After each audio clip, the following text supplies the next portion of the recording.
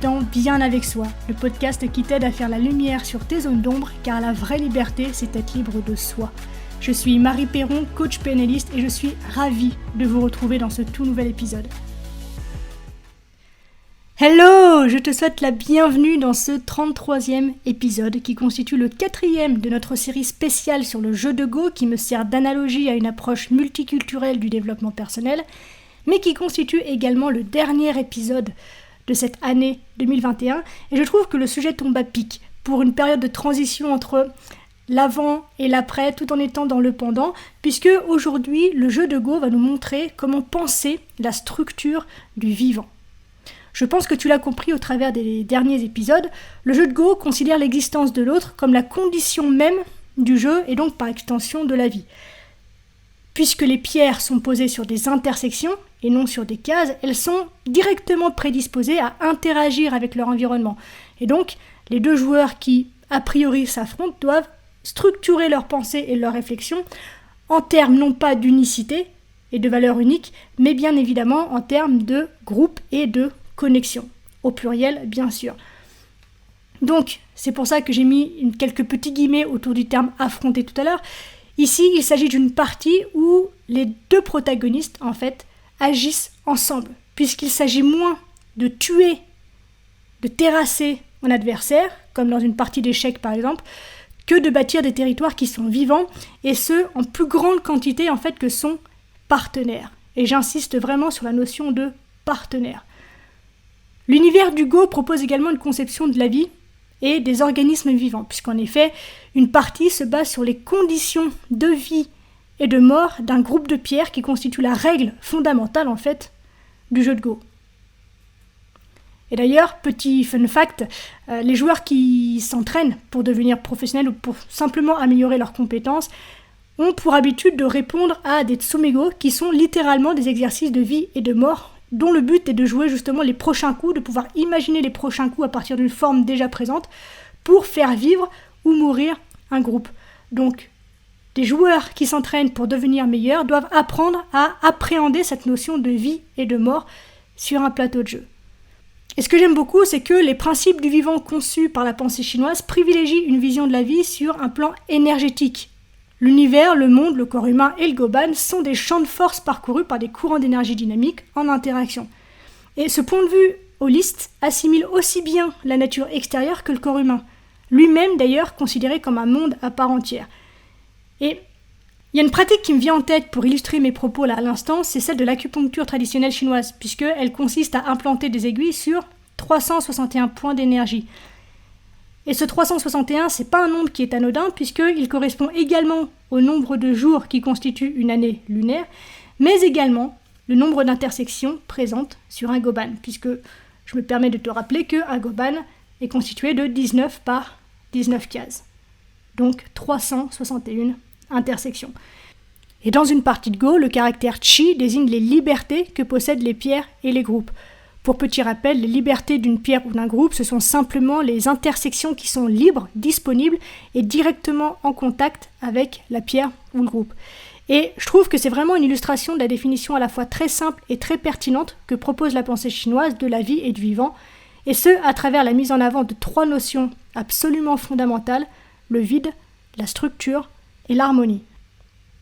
Une partie de Go fait appel à la créativité et à la capacité de construire à partir du vide. Et c'est d'ailleurs l'une des premières choses que l'on apprend lorsque l'on commence à jouer, puisqu'en effet, la survie d'un groupe de pierres dépend de la présence de 2 intersections vides et distinctes, qu'on appelle des yeux.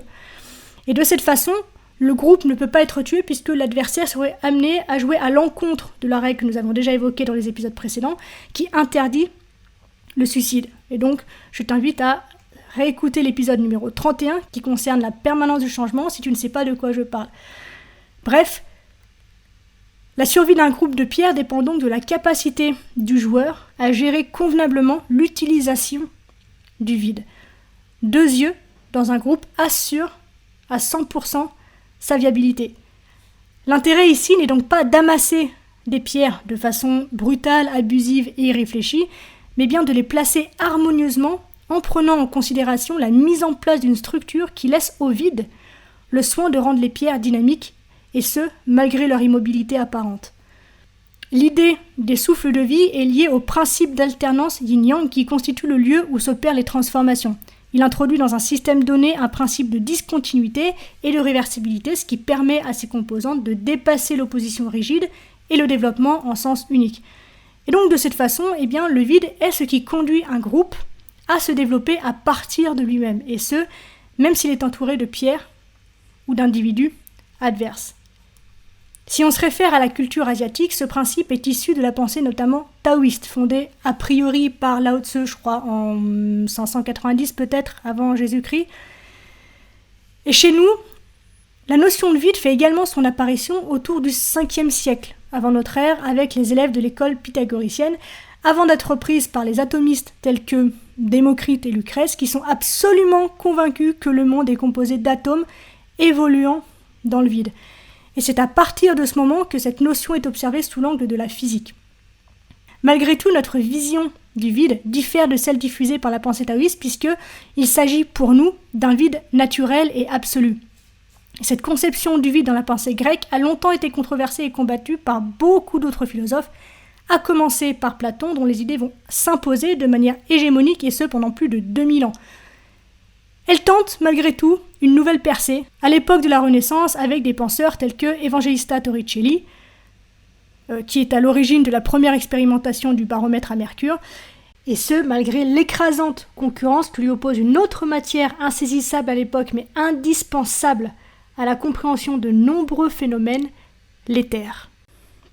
Et ce tortueux combat persiste jusqu'au XIXe siècle, durant lequel la physique classique réfute encore l'idée de l'existence du vide, à travers notamment l'adage que tu as déjà probablement entendu, la nature a horreur du vide. Mais heureusement, au XXe siècle, cette belle conception qu'est celle du vide trouve enfin son héros en le personnage d'Albert Einstein et sa célèbre loi de la relativité. Puisque, en effet, depuis ce jour, la physique telle qu'on la connaît aujourd'hui admet que le vide quantique est un vide doté d'énergie, mais dépourvu de particules, où règnent des champs qui fluctuent tout en restant nuls en moyenne, avec des paires particules qui sont des antiparticules virtuelles qui peuvent surgir et disparaître n'importe où et n'importe quand. Et c'est cette nouvelle vision qui est mise à contribution pour décrire et comprendre notamment des théories telles que celle du Big Bang. Puisque on peut effectivement trouver dans certains textes explicatifs que l'univers est peut-être issu d'une rupture de symétrie dans les fluctuations des champs de gravitation quantique, et que donc la matière serait née du vide. Et c'est ce nouveau regard qui rejoint celle de Lao Tse, qui transmet l'idée que le vide n'est pas le néant, mais que ce n'est pas rien non plus. C'est un potentiel de création, un élément dynamique qui participe, de par son énergie, au fonctionnement et à l'harmonie du monde matériel. Et c'est exactement le même principe que l'on applique lors d'une partie de Go à travers le subtil dosage d'intersection vide entre les pierres qui est absolument essentiel pour leur survie. Les joueurs doivent donc développer une capacité à anticiper et visualiser les intersections qui constitueront les yeux de leur groupe, alors même qu'ils sont encore à l'état de projet. Donc il ne s'agit pas de s'appuyer sur des points de symétrie du groupe, mais sur des positions justes, c'est-à-dire que le chemin idéal n'est pas un entre-deux, mais une voie que l'on trouve à partir d'un regard neuf et percutant. La conception du vide a également un impact aussi intéressant qu'inattendu sur la sphère de la communication interpersonnelle. C'est dans les années 70, dans l'école de Palo Alto, en Californie, que l'idée d'une communication par l'absence de verbe commence à émerger. Ce centre de recherche est spécialisé dans les recherches sur la santé mentale et psychologique, et leurs études proposent d'autres points en commun avec le Go. L'utilisation théorique et pratique qu'ils établissent de ce paradoxe sur la communication fait subtilement écho aux enseignements dispensés par Lao Tse. Quoi de plus paradoxal à première vue que de considérer la communication par l'absence de celle-ci, et de bâtir la solidité d'une structure sur l'absence même de matériaux. Et je trouve super intéressant de constater que le penseur chinois du XVIe siècle avant notre ère et les psychothérapeutes du XXe siècle sont tombés d'accord pour dire que dans le cadre de la modification d'une situation, il ne s'agit pas de se plonger immédiatement et bêtement dans l'agitation irréfléchie, mais bel et bien de commencer par aborder la problématique sous un œil différent. Il ne faut pas simplement se fier au bon sens, entre guillemets, mais bel et bien établir d'autres manières de faire et de se comporter. Et le Go, dans l'usage qu'il nous propose de faire du vide, est un outil propice au développement in vitro de ces nouvelles conceptions de la vie, puisqu'il nous permet également de plébisciter les sciences humaines et la biologie en proposant une vision de la vie basée sur la structure. Et donc en effet, une partie de Go nous amène à créer des groupes à partir de pierres reliées entre elles par des liens de nature organique. C'est donc l'arrangement de leur structure qui garantit la durabilité de leur existence. Et d'ailleurs, c'est amusant puisque les 2 yeux nécessaires à la survie d'un groupe de pierres dans une partie de Go sont très souvent comparés aux 2 complémentarités yin et yang. Et beaucoup d'analogies peuvent être faites à partir de là, puisque ça peut être les 0 et 1 du langage informatique, ça peut être le fait d'inspirer et d'expirer, et bien sûr, ça peut être aussi le principe d'homme et de femme. Ils peuvent également être associés aux pôles électriques, négatifs et positifs, qui permettent de rendre la vie possible. Donc, une partie de Go nous enseigne que ce sont ces principes bipolaires, complémentaires et dialogiques qui sont à l'origine de toute forme de vie. La vie ou la mort d'un groupe de pierres est donc déterminée par sa structure qui peut être définie à partir de la théorie des ensembles. Ça veut dire qu'une structure, telle que je l'évoque ici avec toi, constitue l'ensemble des relations qui existent entre les éléments d'un ensemble. Je te la répète parce qu'elle est très importante, une structure constitue l'ensemble des relations qui existent entre les éléments d'un ensemble. Donc structurer consiste à trouver le moyen d'établir l'ensemble de ces relations. Et donc, le fait d'aborder ce principe d'énergie constitutive de la vie sous l'angle de la biologie entre en résonance avec le modèle de conception chinois qui met en avant que la vie est avant tout un champ de force énergétique qu'il faut comprendre et connaître pour déterminer le potentiel d'une situation et prendre les décisions adéquates. La formation interne d'un groupe de pierres sur le Goban façonné autour du vide médian est donc la clé du maintien de la vie dans un environnement en constante mutation, tel que ça peut être le cas donc au cours d'une partie et par extension dans la vie. Toute action humaine isolée dans son contexte universel perd donc de son efficacité. Et ça, la pensée occidentale a du mal à l'entendre. Toute action humaine isolée dans son contexte universel perd de son efficacité. L'environnement est en constante évolution dans laquelle l'homme est irrémédiablement entraîné. Et donc sa survie dépend de son adaptation à tous les éléments, sous-ensembles et parties de la situation dont la réunion constitue l'ensemble de notre civilisation. Et donc au Go, comme pour n'importe quel autre groupe d'êtres humains, c'est la relation qui fait les éléments et non l'inverse. Les pierres s'organisent, se rencontrent, se connectent pour faire émerger à l'échelle du groupe des qualités dont elles ne disposent pas individuellement. Et je pourrais faire une nouvelle analogie avec la biologie en évoquant l'idée que le processus qui structure les pierres en un ensemble plus vaste permet l'émergence de nouvelles propriétés. Jeu et biologie nous mettent donc en présence de 2 visions qui ont en commun de privilégier une conception holiste de la vie. Dans un groupe, quel qu'il soit, les relations entre les éléments qui le constituent sont l'énergie qui lui permet de bâtir une structure qui garantit sa survie. Le groupe est donc ici considéré dans une perspective systémique. Et donc le terme structure, évoqué en grand nombre déjà depuis le début de cet épisode, entre directement en résonance avec un autre terme d'importance évoqué plusieurs fois dans cette série, l'harmonie. Qu'il s'agisse d'ordonner les rapports des hommes entre eux ou d'accorder l'individu au rythme de l'univers, cette préoccupation commune anime tant la sagesse confucéenne que la pensée taoïste. Sur un plateau de jeu, elle est illustrée par la subtilité du lien qui existe entre le vide et le plein au sein d'un groupe dont l'élaboration est tributaire et j'ai envie de dire presque esthétique, et sans laquelle rien ne fait sens et rien ne survit. Les 2 souffles de vie autour desquels se structure la survie des pierres sont des libertés qui garantissent la pérennité de l'ensemble. Et en accord avec la pensée bouddhiste et taoïste, le Go développe la vision d'une liberté intérieure, d'une force yin qui se conquiert sur soi-même. Et par opposition, la vision de liberté qu'offre notre modèle occidental est celui d'une lutte individuelle ou collective d'ailleurs, dont le but est d'élargir un espace vital ou d'obtenir une domination.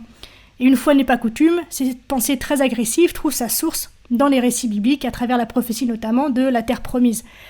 C'est un modèle de pensée extrêmement fort et tenace que nous pouvons retrouver également, par exemple, dans le mythe de la conquête de l'Ouest, qui est une illustration de ce que le monde américain appelle, entre guillemets, monde libre.